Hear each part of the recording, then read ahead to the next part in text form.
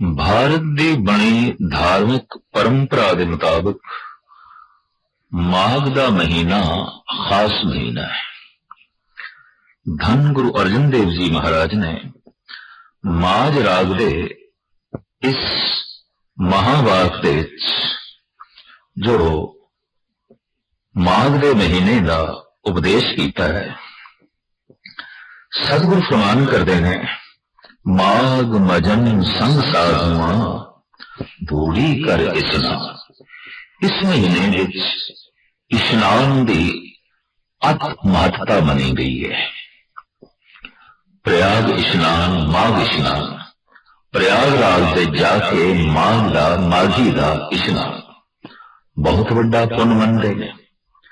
बाकी तीर्थां ते भी माघ दा इस्नान, इस दे नाल अनेकां पुण्य फल जोड़े हुए ने, अनेकां संसारिक उपलब्धियां ते अनेकां ही रूहानी उपलब्धियां जोड़ियां हुई ने। इस्नान करन नूं ते गुरमत भी प्रेरदी है। और माघ दे महीने कैसा इस्नान करना है, कितनी गल स्पष्ट है कि तन ते मन ये साडे कोल दो रूप ने। तन अस्थूल है, मन सूक्ष्म है। तन दिखाई दे रहा है, मन अदृश्य है। तो पानी दिखाई दे रहा है, जो तन दिखाई दे रहा है, ये पानी इस दिसदे हुए तन की मैल नूं दूर कर सकता है, साफ कर सकता है। पर मन अदृश्य है, मन तक पानी की पहुंच ही नहीं है। पानी दृश्यमान है, मन अदृश्य है। दृश्य ते अदृश्य का संगम नहीं है, जोड़ नहीं है। तो वो जो अदृश्य मन है वो तो किसी होर ढंग नाल पावन होवेगा, पवित्र होवेगा। तो इस्नान कैसा करना है इस महीने विच? महाराज कहते हैं, माघ मजन संग साधुआ धूड़ी कर इस्नान। प्रथम ते साधुओं की संगत कर, उन्होंने संगत विच बैठ। संग का भी लाभ है। एक जुड़ी हुई आत्मा को बैठते मन जुड़ता है। एक साधना करने वाले को बैठिए, मन साधना की तरफ चल पैंदा है। एक रब्बी प्यार दे गीत अलापन वाले को बैठिए तो बैठने वाले दी रसना चल पैंदी है और वह भी प्रभु दे गीत गाण लग पैंदी है। तो साहब कहते प्रथम ते इस महीने विच तू साधुओं की संगत कर, ते फिर साधुओं की ही धोड़ी का इशनान कर। अपने मस्तक ते ला, अपने बदन ते ला। क्यों? साधक पुरुष जिसकी साधना सफल हो गई, साधु हो गया, वो जिथे चरण रखेगा जमीन पावन होगी, धूड़ पवित्र होगी और वो धूड़ अक्सीर बनेगी। ईरान का सूफी संत शेख सादी कहता है, सुरमा कुन तो खाक औलिया ताबा बीनी इब्तिदा का इंतहा। जे तुम आद तो लेके अंत तक सारी सच्चाई देखना चाहना है तो जो औलिया ने, जो अल्लाह नाल जुड़े हुए ने, उन्होंने कदमां दी खाक नूं अपने मस्तक ते ला और इस तरीके नाल तो पावन होवेगा। अगर देखा जाए तो जितने तीर्थ ने वड्डे वड्डे, वो भी महापुरुषों के कदमों तो ही पैदा हुए ने। उन्होंने कदम रखे किसी न किसी रूप विच, जन्म के रूप विच, जीवन के रूप विच, या ज्योति जोत समान के रूप विच। जिथे भी उन्होंने कदम किसी भी रूप विच टिके ने, तीर्थां दा जन्म होया है, तो तीर्थ ते कदमां दे विचों पैदा होंदे ने। तीर्थ ते चरण धूड़ दे विचों पैदा होंदे ने। ते जिसनूं चरण धूड़ी नसीब हो गई, उसनूं ते मानो सारे तीर्थ नसीब हो गए। इस वास्ते साहिब कहंदे ने, माघ मजन संग साधुआ धूड़ी कर इस्नान। चरण धूड़ भी गुरु ग्रंथ साहिब जी महाराज बड़ी महिमा दसते ने। धन गुरु नानक देव जी महाराज का पावन वाक, नानक बगोद जन तुरा तेरे चाकर पाखाक। ऐ खुदा ऐ परिपूर्ण परमात्मा सतगुरु दा वाक जो तेरे चाकर ने, जो तेरी सेवा दे जुटे हुए ने, जो तेरे नाल जुड़े हुए ने, उन्हां दे कदमां दी खाक मैनू बना ताकि उन्हां दे कदम छूंदियां मैं पावन होवां। इस वास्ते आदि काल तो ऐसे पुरुष जिन्हां दा सिर परमात्मा नाल जुड़िया है, उन्हां दे पैर पावन समझ के लोकी अपने घरां दे अपने अस्थानां दे चरण पवांदे रहे ने। चरण पवाउण तो मतलब इन्ना ही है कि इन्हां दा मस्तक ते परमात्मा नाल जुड़िया है कि चरणां दे राहीं साडा घर पावन होवेगा, साडे घर दी खाक पावन होवेगी। ये आदि काल तो ये ख्याल बनिया रहा है। और साहब ऐसा भी कहने ने, जन के चरण तीर्थ कोट गंगा। ऐसे पुरुषों के जिहड़े कदम ने उत्ते मानो करोड़ों गंगा का इशनान है, इतने पावन ने। क्यों? ये चलदे फिरदे तीर्थ ने, इन्हां दे कदमां दे चों तीर्थ जन्म लेंदे ने। भगत कबीर जी महाराज का बड़ा सुंदर वाक, कहत कबीर हों भया उदास, तीर्थ बड़ा कि हर का दास। तीर्थ वड्डा है कि हरि दा दास वड्डा है। दरअसल कबीर ये कह रहे ने, हरि दा दास वड्डा है क्योंकि उसके कदमां दे चों, उसके चरणां दी खाक दे चों तीर्थां दा जन्म होंदा है, अनंत तीर्थ पैदा होंदे ने। तो साहब कहंदे ने, इस महीने दे तू पावन हो सकदा है, पवित्र हो सकदा है। प्रथम ते साधुआं दी संगत कर ते फिर उन्हां दे चरणां दी खाक नूं अपने मस्तक ते ला। भाई साहब भाई नंद लाल दा एक कीमती शेर आप कहंदे ने, दिले गोया हमी बस आरजू कर। ऐ गुरु, एक आरजू रह गई है मेरे दिल विच, एक तमन्ना, एक इच्छा। केड़ी? शब्द कुर्बानी खाके राहे संगत, दिले गोया हमी बस आरजू कर। ऐ मेरे पातशाह, ये जो संगत तेरे दर तक पहुंचती है, इन्हां दे कदमां दी खाक मैनू कर दे ताकि इन्हां दे कदम छूंदियां मैं भी पावन होवां, मैं भी पवित्र होवां। साहिब श्री गुरु अर्जन देव जी महाराज दा वाक, अंतरजामी पुरख विधाते सरधा मन की पूरे, नानक दास है सुख मांगे, मुख कर संतन की पूरे। मेरी श्रद्धा पूर्ण करो हे परिपूर्ण परमात्मा, संत जना दे चरना दी खाक बना दो। तो साहब कहंदे ने, तो पुनीत हो सकदा है माघ दे महीने च पानी दे इशनान नाल नहीं, साधुआं दी संगत नाल और उन्हां दे चरनां दी खाक नूं मस्तक ते लगाण नाल। पानी नाल तेरा तन पावन होवेगा, पवित्र होवेगा। ते तन दी पवित्रता तन दे स्वास्थ्य लई लाजमी है, तन दी तंदुरुस्ती लई लाजमी है। माघ मजन संग साधुआं धूड़ी करे स्नान, हर का नाम ध्याए सुन सबना नूं कर दान। उन्हां दी संगत दे की कर, हरि दे नाम नूं सुन अपने कन्नां नाल, उहदी सिफतो सलाह, नाम दी महिमा, नाम दा जपन किवें करिए, ये सारियां विचारां कीर्तन राही, कथा राही तो उन्हां पासों सुन ते सुनन तो बाद सबना नूं कर दान। जो तू सुने, जो तू जाने, जो तेनू पता चले है जपदे आया, सुनदे आया, ये सारियां नूं दान भी कर। ये गल सारियां नूं दस, जो तेनू पता चल गया इनू दस भी सही, दूजे भी उस मार्ग ते चलन। इस वास्ते गुरमत उपदेश देंदी है, आप जपे अवरा नाम जपावे, खुद भी जप, दूजियां नूं भी जपण दी प्रेरणा दे। इस तरीके नाल की होवेगा, जन्म करम मल उतरे, मन ते जाए गुमान।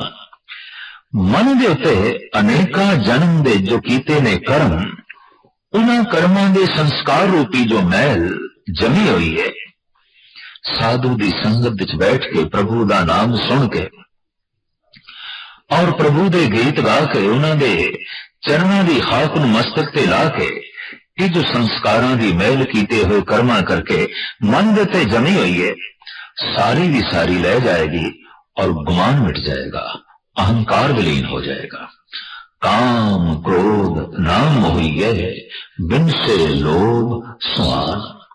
फिर ये वासना, ये क्रोध, क्योंकि जिथे जिथे भी वासना की कामना की अपूर्ति हो जाती है उत्थे क्रोध पैदा हो जाता है। कामना की पूर्ति हो जाए तो वक्ती तौर पर, आरजी तौर पर मनुख संतुष्ट हो जाता है, कामना फिर उजागर होती है, फिर रिपीट होती है, फिर पुनरुक्ति होती है, और इस तरह फिर वो पूर्ण होना चाहती है। तो जिथे जिथे भी कामना अपूर्ण रह जाती है, काम की अपूर्ति हो जाती है, क्रोध का जन्म हो जाता है। तो साहिब कहने इस तरह संगत करते हैं, सीमा तो वधिया हुआ काम जो क्रोध में जन्म लेता है ये नाश हो जाएगा, खत्म हो जाएगा, और फिर नह मोहिए, अंदर मोह भी मिट जाएगा, और बहुती मोह की जुड़ी खिंच ते तड़प है ये भी नाश हो जाएगी। ते दिन से लोभ सोना, ये जो लोभ कुत्ता है ये भी मर जाएगा। इसनों कुत्ता क्यों आखिर है? दरअसल कुत्ते की फितरत द्वारे द्वारे, एक द्वार ते दूजे द्वार ते तीजे द्वार ते, द्वारे द्वार समान ज्यों दौलत, नहीं सुध राम भजन की। इस तरह लोभी की भटकना होती है, कभी एक पासे कभी दूजे पासे, कभी एक दी खुशामद कभी दूजे दी। इस तरह दर दर की भटकन लोभ करके जो है बनी रहती है।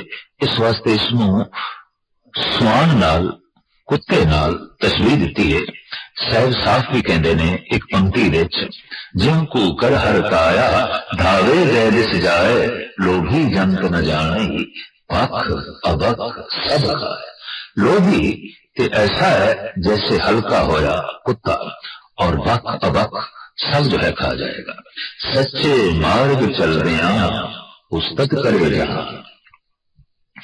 जब कोई परमात्मा के मार्ग ते चल पैंदा है तो उसके अंदर दैवी गुण उत्पन्न होने शुरू हो जाते हैं, तो जगत विच उसकी उस्तुति होने लग पैंदी है, उसकी महिमा जगत बखान करने लग पैंदा है, क्योंकि परमात्मा के दैवी गुण उसके अंदरों प्रगट होने शुरू हो जाते हैं। 68 तीर्थ सगल पुण्य जी दया परमान। ऐसा जो पुरुष जिसने संगत विच बैठ के प्रभु का जाप किया है, मानो 68 तीर्थां का इशनान ते तीर्थां ते जाके जीवां दे ते दया करके जो दान ते पुण्य की करना है, ये सारे का सारा जो फल है वो प्राप्त कर लेंदा है। पुण्य करके, दान करके, दया करके और तीर्थों के स्नान करके जो भी जो है प्रताप पुण्य प्राप्त होता है, साहिब कहने साधु की संगत विच सब कुछ प्राप्त हो जाता है। जिसनों देवे दया कर सोई पुरख सुजान, पर जिसनों ये सौगात दया करके परिपूर्ण परमात्मा आप लेंदा है, वही सुजान है, वही महान है, वही सियाण है। जिन्ना मिलिया प्रभ अपना नानक तिन कुर्बान। माघ के महीने विच जिन्होंने ऐसा प्यारा प्रीतम मिल पाया है, साहब कहते हैं मैं उन्होंने तो सदके जाना, कुर्बान जाना। माघ सुचे से कांडिए जिन पूरा गुर मेहरबान। माघ के महीने विच वही सुचे ने, मानो उन्होंने ही सही स्नान कर लिया, जिन्होंने ते पूरे गुरुदेव की पूरी कृपा हो गई है, मेहरबानी हो गई है, और उन्होंने आत्मक आनंद का हिलोरा नसीब हो गया है। माघ पुनीत भई तीरथ अंतर जानिया, साजन सहज मिले गुण के अंक समाया। प्रीतम गुण अंके सो प्रभ बंके, तुद भावा सरनामा। गंग जमन तह बैणी संगम, सात समुंदे समान। पुण्यदान पूजा परमेश्वर, जुग जुग को जाता। नामिक माघ महारस हर जप, 68 तीरथ नाता। तुखारी राग दे 12 माह दे राही माघ दे महीने दा धन गुरु नानक देव जी महाराज दा उपदेश संदेश। माघ पुनीत भई तीरथ अंतर जाने। माघ दा महीना साडे लई अत्यंत पुनीत साबित होया। किस तरह? किसी तीरथ ते इशनान कीता, किसी विशेष तीरथ ते जाना नसीब होया। साहिब कहन हां तीरथ अंतर जाने, अंतरीव तीरथ दी समझ पै गई और उत्थे इशनान कीता। ये अंतरीव तीरथ की है, इसका गुरु ग्रंथ साहिब जी महाराज दे बड़ा जिक्र है। भगत बैणी जी कहते ने इड़ा पिंगला सुखमना तीन बसे एक ठाए, बैणी ते संगम प्रयाग मन मज्जन करे तिथाए। इड़ा सज्जी सुर पिंगला, खब्बी सुर नासका दी, ये दो नाड़ियां दो सुराखा। तीसरी सुखमना जो सिर दे उपरों आउंदी है और इन्हां तिन्हां दा मस्तक दे त्रिकटू जिसनों कहंदे ने तिन्हां दा ये संगम है। अपने मस्तक दे ध्यान जोड़ के प्रभु दा चिंतन कीता है, प्रभु दे नाम दा अलाप कीता है, जाप कीता है। मन ऐसा लीन होया है, मानो घर बैठे ही त्रिवेणी दा इशनान हो गया है, प्रयागराज दा इशनान हो गया है। इसी तरीके नाल अंतरीव तीरथ दा जपजी साहब दी पंक्ति दे राहीं गुरु नानक देव जी महाराज इन जिक्र करते ने, गाविए सुनिए मन रखिए भाव। और फिर दूसरी पंक्ति, सुनिए मनिए मन कीता भाव, अंतरगत तीरथ मन लाओ। ये अंतरीव तीरथ है, परमात्मा दे नाम नूं सुनना, मनना, सुनिए मनिए मन कीता भाव ते मन दे भावनावां नूं उजागर करना, शरदा नूं उजागर करना और शरदा विच लीन होके सुनना, मनना ते फिर गायन करना। बस यही अंतरीव तीर्थ है। इसते ही मन पावन हो जाता है। जन्मां जन्मांतरां दे पापां दी महल इस तीरथ ते इशनान करके धुल जाती है। तो साहिब इत्थे फरमान पे करते ने, माघ पुनीत भई तीरथ अंतर जानिया। माघ दा महीना साडे लई पुनीत हो गया, पावन हो गया, क्योंकि अंतरीव तीरथ दी समझ पै गई। जब मन अंतर है तो फिर तीर्थ भी अंतर ही चाहिए। कबीर ने उसका जिक्र इंज किया है, गंग जमन के अंतरे सहज सुन के घाट, तहां कबीरे मठ किया खोजत मुनि जन बाट। गंग जमन के अंतरे, जो परमात्मा का नाम मैं गायन कर रहा, ये गंगा है। जो इसमें मैं सुन रहा, इस दिश ध्यान जोड़ रहा, ये जमुना है। और इस संगम देते एक घाट है सहज दा, और इत्थे एक होर घाट है सुन दा, अफुर अवस्था दा। इस देश में इशनान कर रहे हैं। गंग जमन के अंतरे सहज सुन के घाट, ताहां कबीरे मठ किया खोजत मुनिजन बाट। आद काल तो मुनिजन ऋषि लोग संत जन इसी तीरथ नूं लभदे फिरदे ने। कबीर कहने मैं इस तीरथ तक पहुंच गया, मैं इस तीरथ ते इशनान करके पावन हो गया। तो साहिब कहने माघ दा महीना पुनीत हो गया है, अंतरीव तीरथ दी समझ पै गई है। और अंतरीव तीरथ दे इशनान ने जन्मां जन्मांतरां दे पापां दी मैल नूं धो दिता है। साजन सहज मिले गुण कह अंक समाने। जैसे अंतरीव तीरथ ते इशनान कीता, पावन होए, सहज अवस्था अंदरों उत्पन्न हुई। सहज का मतलब स्वयं तो जन्मया, जो अपने आप तो पैदा होया है। इस तरह सहज अवस्था की प्राप्ति हो गई। ये साजन पैदा होए, परिपूर्ण परमात्मा प्रगट होए और उसने कंठ ला लिया। ਉਹ ਅੰਗਾਂ ਦੇ ਨਾਲ ਆ ਕੇ ਸਮਾਏ, ਜੋੜ ਜੁੜ ਗਿਆ ਸਾਡਾ ਪਰਿਪੂਰਨ ਪਰਮਾਤਮਾ ਦੇ ਨਾਲ। ਪ੍ਰੀਤਮ ਗੁਣ ਅੰਕੇ ਸੋ ਪ੍ਰਭ ਬੰਕੇ ਤੁਧ ਭਾਵਾ ਸਰਦਾਵਾ। ਹੁਣ ਸਾਹਿਬ ਇੰਜ ਉਪਦੇਸ਼ ਕਰਦੇ ਨੇ, ਜਗਿਆਸੂ ਨੂੰ ਸਮਝਾਉਂਦੇ ਨੇ, ਤੂੰ ਇੰਜ ਜੋਦੜੀ ਵੀ ਕਰ ਤੇ ਇਸ ਭਾਵ ਨੂੰ ਵੀ ਸਮਝ। हे परिपूर्ण परमात्मा, तू गुणा नाल ओत प्रोत, तू गुणवान है।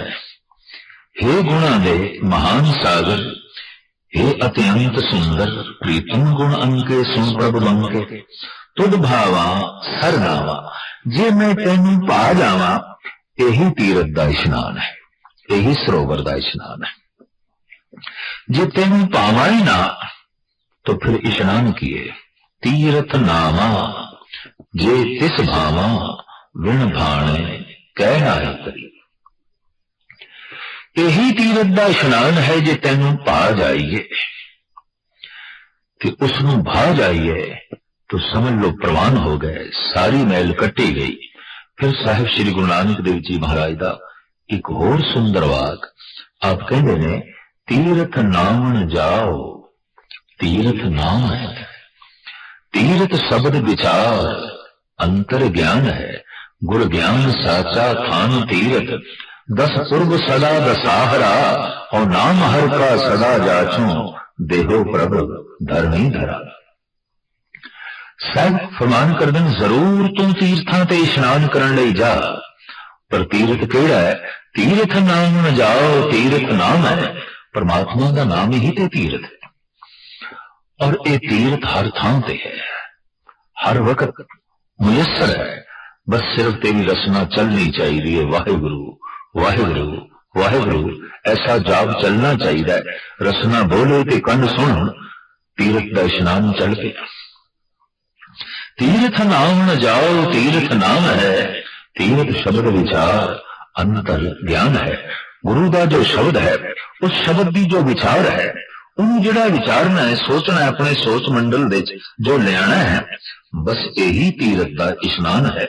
तो साहिब इत्थे फरमान करते ने, हे परिपूर्ण परमात्मा, हे गुणा नाल ओत प्रोत समाये हुए गुणा है, हे सुंदर स्वरूप, जे मैं तेनू पा जावां तानी जो है तीरथ का इशनान है। प्रीतम गुण अंके सुन प्रभ बनके तुद भावा सरनावा। गंग जमन तै बैरी संगम सात समुंद समावा। जे किधरे तेनू मैं पा जावा ते ए गंगा जमुना ते त्रिवेणी दे संगम दा इशनान हो गया। मानो 7 समुद्रां दा मैं इशनान कर लिया। सारी पवित्रता मैनू जो है प्राप्त हो गई। जे किधरे मैं तेनू पा जावा ते भान दा तरीका इको सतगुरां ने दस्या है, तीरथ अंतर जाने। अंतरी तीरथ दा इशनान बड़ा जो है लाजमी है। विवेक बुद्धि वाले अमृत वेले उठ के बस इसे ही अंतरीव तीरथ ते रोज इशनान करते हैं, और जन्मां जन्मांतरां दे संस्कारां दी मैल नूं धोंदे रहंदे ने। एक दिन स्वच्छ पावन ते परमात्मा दी मूर्ति हो जाते ने। वास्तविक ऐसा पुरुष जिथे भी बैठा है, उसके बैठण दे नाल ही तीरथ जन्म लेंदे ने।